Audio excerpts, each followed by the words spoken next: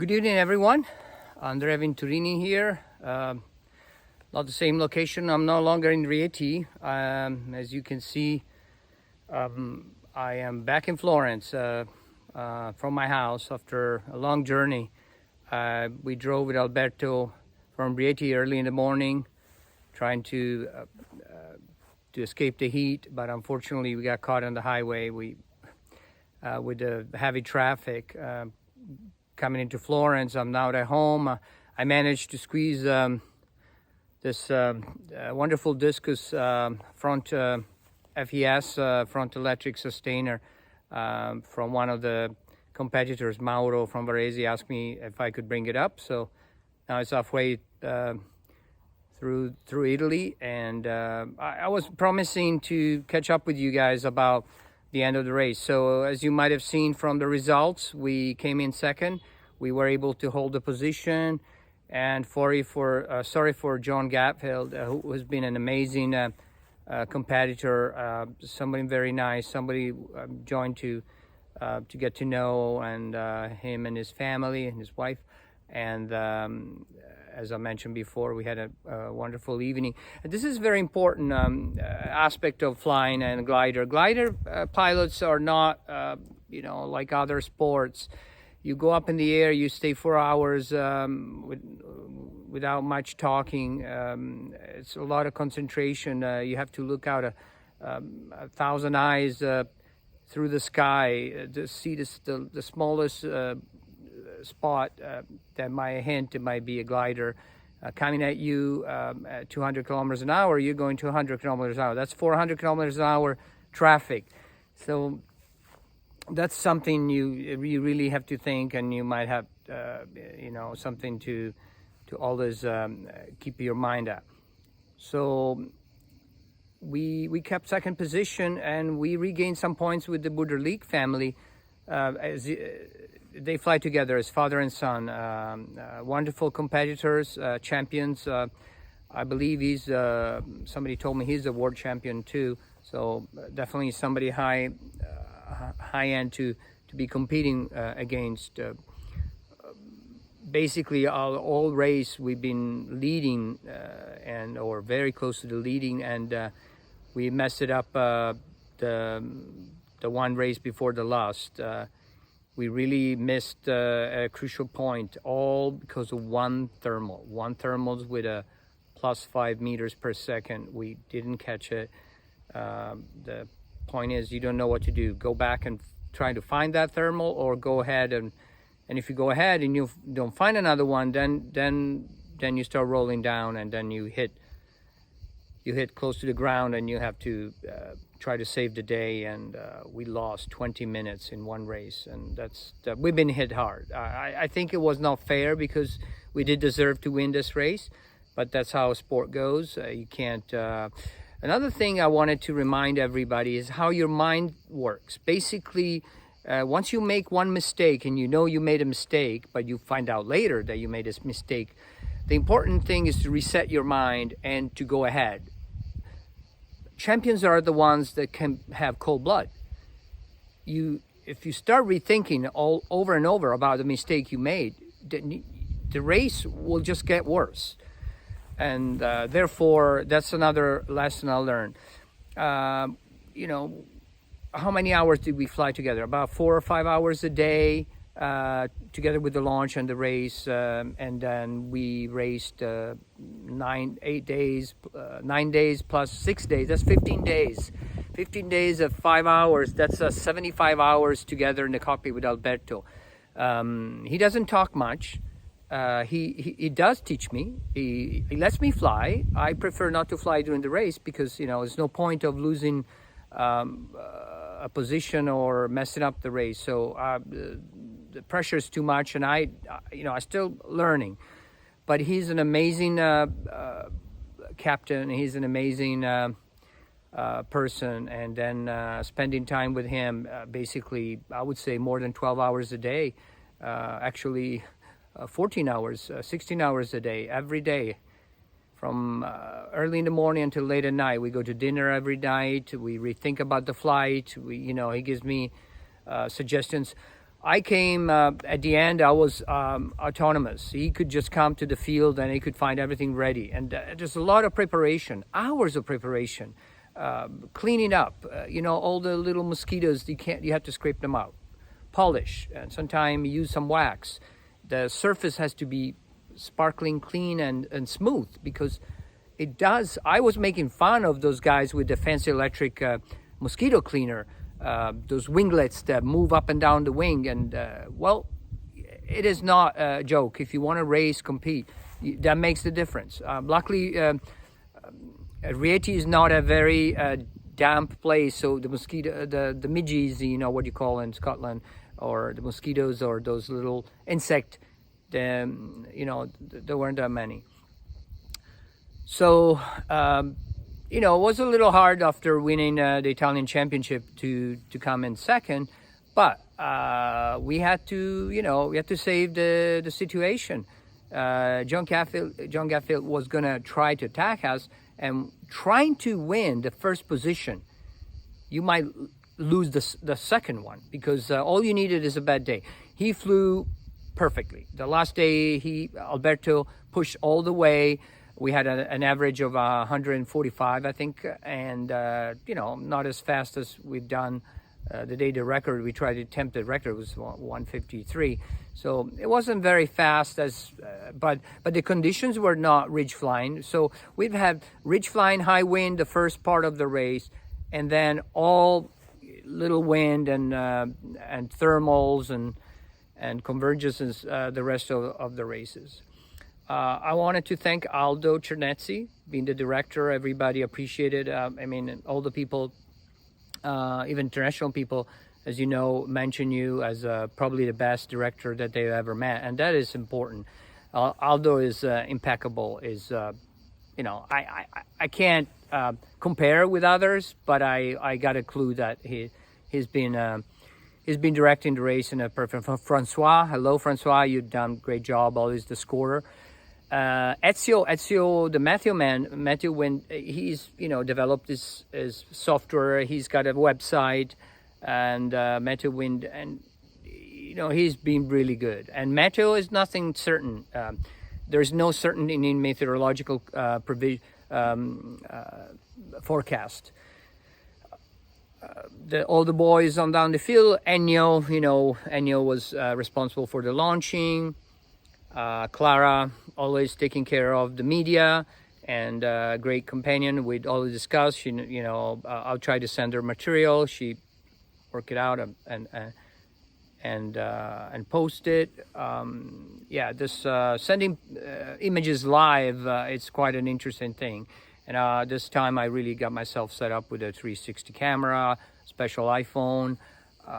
Anyway, I tried to give people, it's a sport where you don't get to see it, like a sailing regatta. There are cameras all over the place. We move, 400 kilometers up and down the coast. By the way, I did see one day, I saw Elba, island of Elba, and then a few hours before we were in the Adriatic. So it's quite something when you cross Italy from one side to another, from one sea to another sea. I think it's something that people don't get to experience that much. So what to say? As you can see, I'm not technically savvy. I'm not trying to bombard you with numbers and special wing loads factors and other technical things. I'm just trying to transmit the passion for the sport. I'm trying to tell you what is an experience of somebody who just tried to glide a few years ago, and from the field, going around up and down the valley. Now the step up to somebody said, I think in Scotland, Andrea, you got to cut the umbilical cord, and you get out of the cone. The cone is what your gliding, gliding ratio allows you to fly back. So basically, you move away from the cone. You cannot make it back if you don't find a new thermal. And if you don't, then you have a option B, and you have to land somewhere else, or an outlanding in a field, which in Italy is not really doable without a risk of damages of your wonderful machines. The Arcus, as I call it, the Ferrari of the sky, it is a monster. It performs so well, is reliable, is expensive, but don't think of our sport as something unreachable. Our sport starts in the club. You live the club, you participate in the club, you volunteer in the club, and for a few hundred euros you fly. People think 1,000. No, a flight it could be 80 quids up in the north, or 60 quids, or 100 euro at the most in Italy per flight. There is a membership which is like if going to the gym, and the gliders are well maintained by the club, and they're even safer than private ones because everything is done by the book. So I'm going to try to get the youngsters to be involved more in our sport. And how do you start? You start coming to the field and be with us. I know there are some pilots they're grumpy, but you gotta be the one trying to spot the nice one, the crazy, the monkey one like me, and I'll be always taking people up. And I'll be the one always going anywhere in the world and trying to experience, to grab what other places have to gain. You basically get enriched by other sites, other cultures. I've done a seminar in Varese about the differences between the Anglo-Saxons circuit, the pattern around the field, how you land. There's some differences that could be interesting to compare and maybe to learn from other BGA is, I would say, the leader in the world. British Gliding Association comes up with new pamphlet, and I'm very interested in safety, and I'll be working on those in the next winter. Maybe come out with more tutorials and translating into English some of interesting Italian videos that accomplished pilot will do. So follow the page, Gliding Motorless Flying. We are reaching 1,500 people, so please share the content and put a like, because that makes me happy, but it also shows the interest that you have in what we do. I'll repost other people's pictures, other people's videos, other people's trying to, sometimes funny stuff and sometimes serious stuff, sometimes unfortunately tragic stuff. Christian was remembered last night. As some of you might not know, we lost a pilot during the first of the two competitions in Rieti. It was devastating. I did cry a lot, and and I still cry now if I think about it. But it's not going to stop me from flying, that's for sure. I'm going to just elaborate what happened and make a reason, and trying to find some justification, in a sense that what could go wrong, and what not to do, and just remember this wonderful person who loved doing what he did.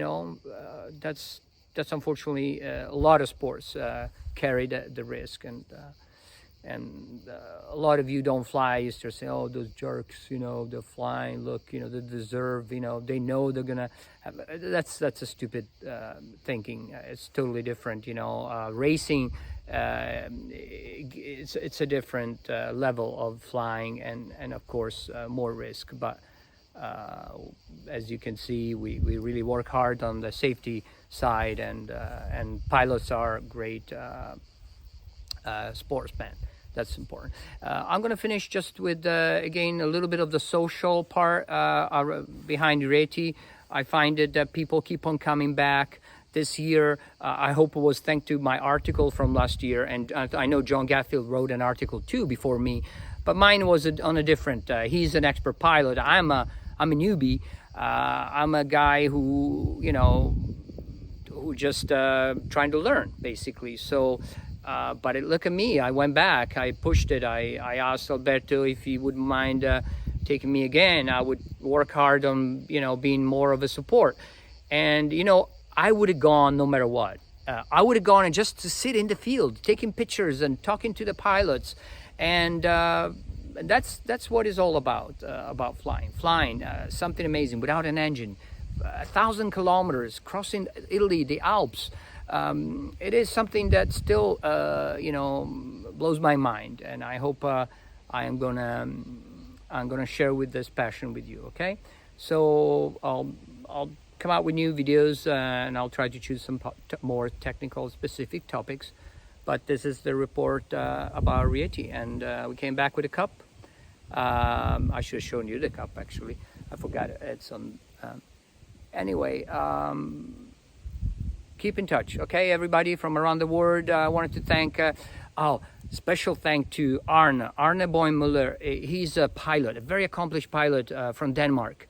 And he just said a few words that, you know, I'm empathic. I'm Italian, crazy Italian passion guy. He wrote me the nicest thing. How about my passion is helping the sport? That's all I want to do. That's all I want to do. I want to help the sport. I feel the sport, it's an underdog sport. It doesn't get the attention should. You know, the youngsters that do the sport are wonderful people, wonderful kids. You know, I think that's what I'm gonna working on. I just want to say goodbye to everybody. Catherine Senne, I know you've been following, and a woman, a very accomplished woman. Another thing is I'm going to try to work and cover up more news about women flying, because there are not as many, and that's something that would be something to look forward to, have more women competing and flying. So next week I'm going to be in Aosta. Believe it or not, I might fly on the Mont Blanc, and I might send you some new 360 images of flying.